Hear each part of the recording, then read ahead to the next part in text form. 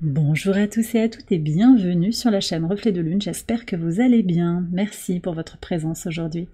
On se retrouve pour le tirage relationnel et sentimental du mois de novembre 2024 pour le signe des Gémeaux. Soleil, ascendant, Lune ou Vénus en Gémeaux.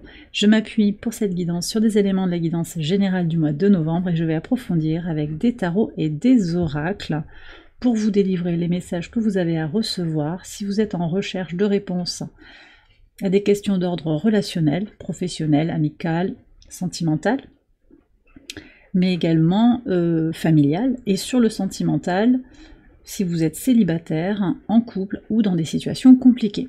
Alors, on va repartir de l'arcane majeur du mois de novembre. Pour vous, c'était l'ermite qui nous parle clairement d'un retour à soi. Alors, qui peut sembler indiquer que on a besoin de se recentrer sur soi-même, peut-être que les interactions ne vont pas être aussi intenses, ou en tout cas, elles n'auront pas la même nature. Il y a une reconnexion à quelque chose d'essentiel, donc peut-être on va aller vers des relations plus réciproques, plus nourrissantes, plus véritables aussi, je pense, on donne ça. Avec l'ermite, on va vers la vérité, sa vérité intérieure, donc des relations plus alignées avec votre vérité intérieure. Vous allez peut-être aussi être amené à décliner des rendez-vous, des propositions de rencontres pour vraiment privilégier un temps de qualité pour vous-même, ou peut-être avec des relations particulières. Alors sur l'entourage proche, vous avez l'ermite, donc prudence, connexion à votre vérité intérieure dans les relations passées, présentes ou qui vont venir sur ce mois de novembre. Et vous avez la reine de bâton, très intéressant parce que c'était votre énergie de la maison 2. Ouais, donc on retrouve la reine de bâton, donc vous préservez vos ressources en fait. Donc vous donnez peut-être de votre temps toujours, mais de façon un petit peu plus consciente. De votre argent possiblement, voilà, de votre énergie, de votre temps d'écoute, de votre empathie.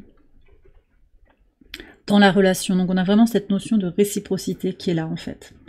Sur la vie sentimentale à proprement parler, on voit qu'il y a une fin de cycle et vous apprenez à vous protéger ou à faire tomber aussi certaines barrières.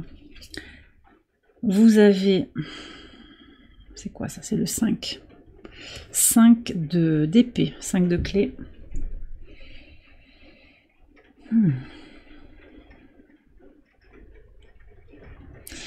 Bon, pour moi, il y a des choses qui changent avec des décisions qui vont être un petit peu importantes. Mais il y a vraiment une transition. 10 d'épée, 9 de bâton, 5 d'épée. Je vais quand même aller voir d'un peu plus près ce qui se joue. Je pense que vous êtes en train de libérer des choses. Hein. Je ne sais pas si vous entendez la pluie qui tape à mon carreau. Il pleut. Donc il y a peut-être aussi un message là avec l'idée de pleurer ou de se libérer d'un fardeau, de se purifier au travers de l'énergie de l'eau aussi. C'est un message que vous avez eu dans votre guidance générale hein, aussi. Purification. L'eau purifie tout ce qu'elle touche. En tout cas, votre vie est en train de changer. Donc peut-être dans une relation existante qui ne fonctionne pas très très bien, vous faites bouger les lignes parce que vous vous protégez, vous acceptez aussi que quelque chose doit se conclure, mais c'est pas forcément une notion de rupture. On me bloque le chakra de la gorge. Est-ce que vous vous exprimez librement dans cette relation? Ou par rapport à votre situation de célibat peut-être, est-ce que vous vous sentez libre de votre expression? Alors, j'ai un homme à une femme, ouais, il y a quand même une fin. Il y a des échanges, peut-être qui sont moins constants, ou qui ont évolué, peut-être qu'il y a eu un message. Oui, alors pour certains de rupture, hein, c'est présent là, hein, donc vous savez de quoi ça parle, hein, si ça résonne par rapport à votre situation. Moins de régularité dans les messages, vous sentez qu'il y a quelque chose, ou bien vous avez moins envie aussi de communiquer avec cette personne. Quel est le conseil pour avancer?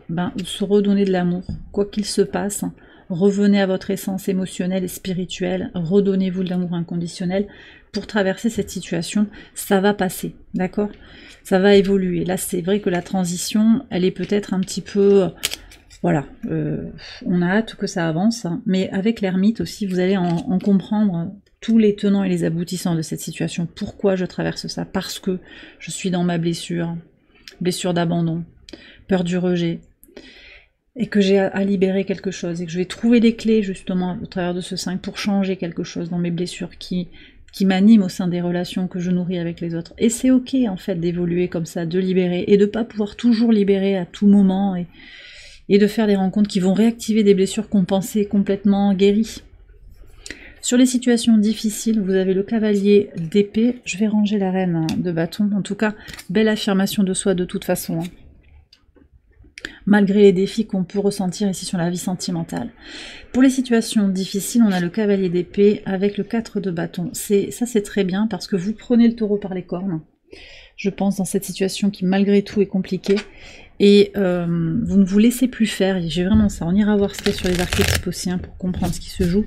Mais vous avez envie d'aspirer.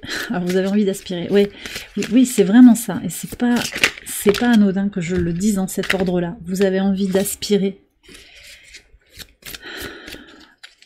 Alors de respirer, oui, mais aussi de vous autoriser à aspirer à de nouvelles relations. Donc il y a quand même quelque chose, je suis très curieuse de voir ce que disent les archétypes. On va aller voir le scénario qui se dessine. Là je regarde qui vient vers vous. Je vais tirer tout de suite les archétypes pour voir. En fait vous avez besoin de votre joie, de votre harmonie intérieure. Donc si l'autre il n'est pas ok, il ou elle, homme ou femme, peu importe.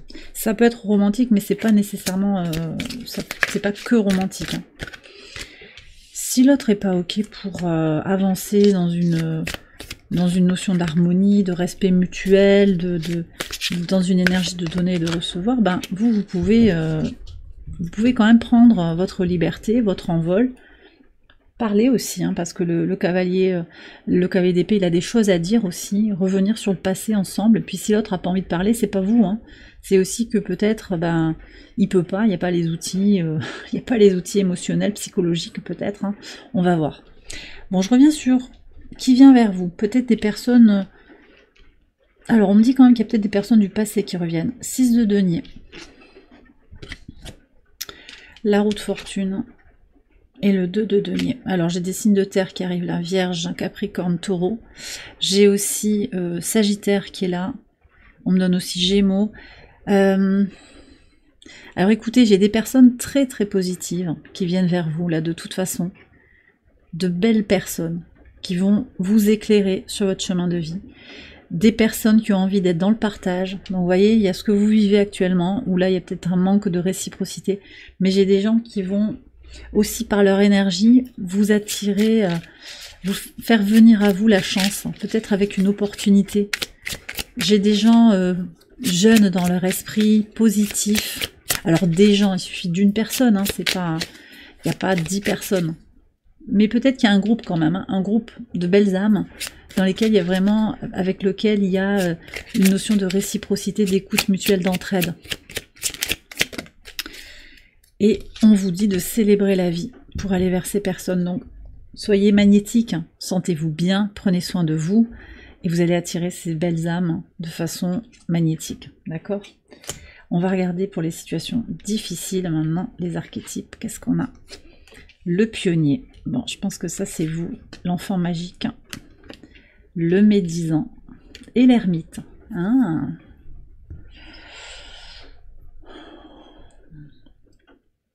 Alors j'ai peut-être plusieurs situations, mais peut-être que vous vous reconnaissez aussi dans ces archétypes.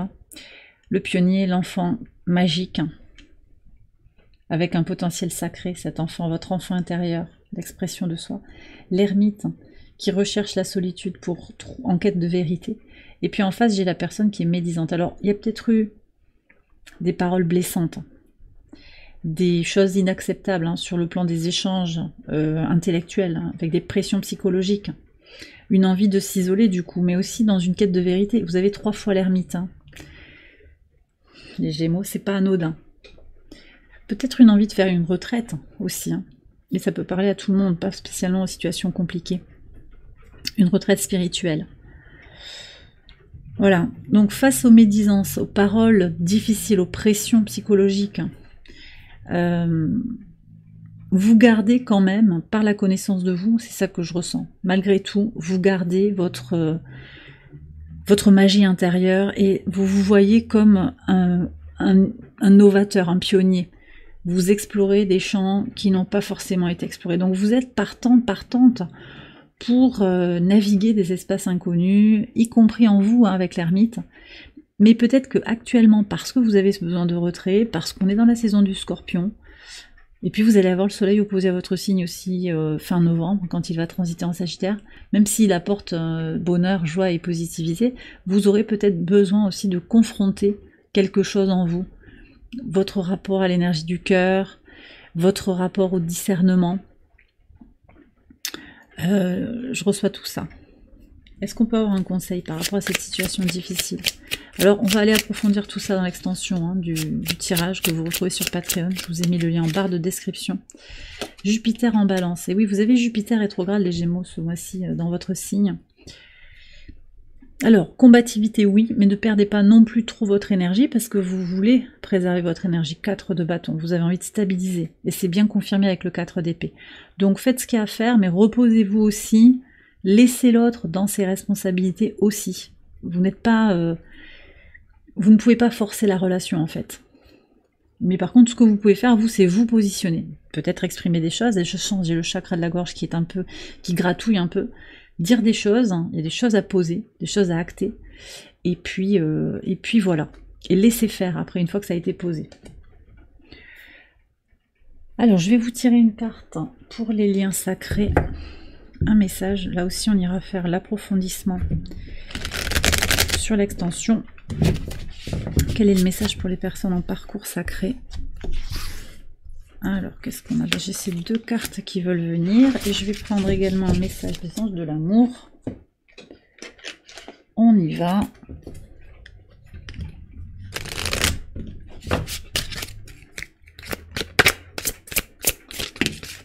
Ok, alors... Méditation. D'accord. Donc, je sens que vous travaillez vraiment sur votre énergie intérieure, votre alignement, votre paix intérieure. Et vous avez l'âme sacrée, c'est le fou. Donc, je pense que vous aviez le fou en maison 11. Donc, par rapport à vos projets, vos espérances. C'est ça? C'est vous qui aviez ça ou pas? Je me trompe pas. Non, c'est ça. Vous aviez le fou en maison 11. Donc, il y a quelque chose de sacré. Reconnaissez-le. Ça, c'est bien confirmé par les cartes. Si vous savez que vous êtes sur un parcours sacré. Après, attention aux relations toxiques et difficiles qui sont parfois, qui peuvent avoir des points communs, mais qui ne sont pas sacrés, qui sont plutôt karmiques en fait. Et qui peuvent être très toxiques. Mais là, vous vous recentrez sur vous, et peut-être que l'autre aussi, hein. De façon énergétique, plus vous vous recentrez sur vous, plus vous vous connectez à votre âme sacrée, à votre base, plus vous envoyez un rayonnement positif pour l'autre qui va pouvoir guérir aussi et se libérer et avancer sur son chemin personnel. Donc c'est positif de toute façon. Plus vous prenez soin de vous, plus l'autre prend soin de lui et plus ça vous rapproche, même si l'objectif n'est pas de se réunir. C'est un peu contre-intuitif, on ne travaille pas pour la réunion, on travaille d'abord pour soi. Et on a le message, attirez votre âme sœur, il y a quand même ça. Alors, de toute façon, reconnaissez la lumière sacrée en vous, hein, que vous soyez spirituel ou non. Nous avons un élément du divin en nous, une lumière sacrée en nous. Et donc voilà. Alors, vous avez peut-être un parcours qui est connecté à une âme sœur, à une rencontre qui doit être là, de toute façon. Vous êtes nombreux sur la chaîne à regarder des vidéos et à me témoigner en fait de ces rencontres qui ne sont pas liées au hasard, d'accord?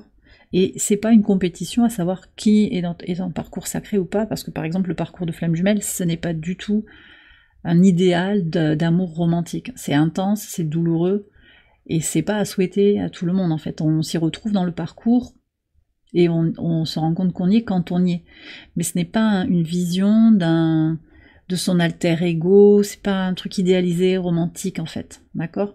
Donc si vous êtes en parcours, c'est une grande responsabilité, que ce soit âme sœur, que ce soit flamme jumelle.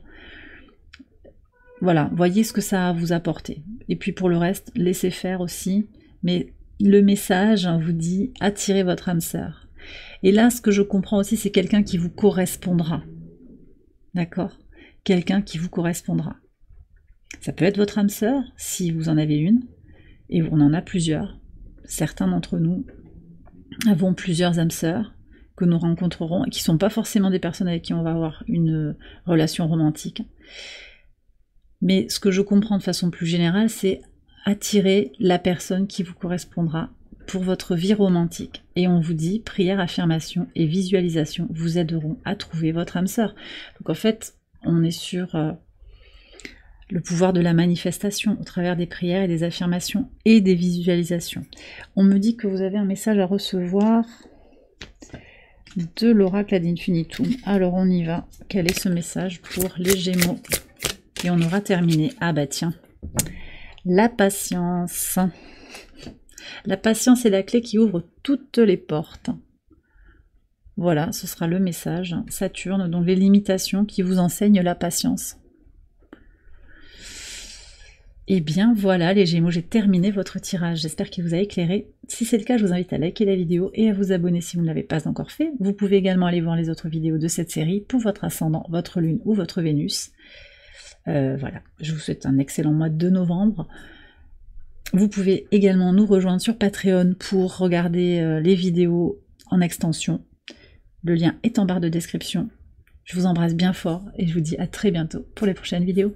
Bye bye.